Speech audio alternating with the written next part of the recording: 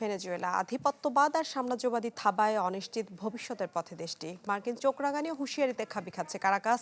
একদিনের ব্যবধানে সুর নরম করলেন ভারপ্রাপ্ত প্রেসিডেন্ট ডেলিড রদ্রিগেজ।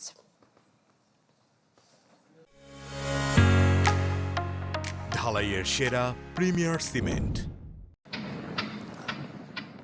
অভাবনীয় এক অভিযানে পুরোপুরি বদলে যাচ্ছে একটি দেশের ভাগ্য। কারাকাসের আকাশ তখন ছিল নিস্তব্ধ, আর ঠিক সেই সময় হামলা চালিয়ে সুরক্ষিত বাসভবন থেকে রীতিমতো অপহরণ করে নিউ ইয়র্কে নিয়ে যাওয়া হয় ভেনেজুয়েলার প্রেসিডেন্ট নিকোলাস মাদুরোকে। এরপরই বিস্ফোরক ঘোষণা দেন মার্কিন প্রেসিডেন্ট ডোনাল্ড ট্রাম্প। জানান ভেনেজুয়েলা এখন যুক্তরাষ্ট্রের নিয়ন্ত্রণে, দেশটি চালাবে তারা। বিশ্ব রাজনীতিতে শুরু হয় আলোচনা সমালোচনার ঝড়। আন্তর্জাতিক আইন লঙ্ঘনের ঘটনায় স্তম্ভিত অনেকেই।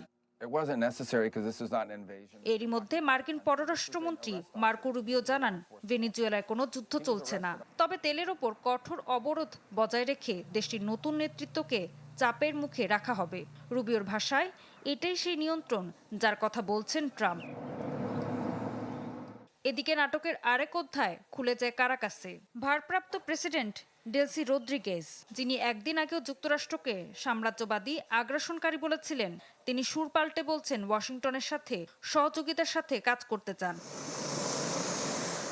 যুক্তরাষ্ট্রের অভিযানের পর ভেনেজুয়েলার রাস্তাঘাট এখন অনেকটাই নীরব। দোকানপাট বন্ধ, মানুষ ঘরে বন্দি, শহর জুড়ে আতঙ্ক, তীব্র অনিশ্চয়তা।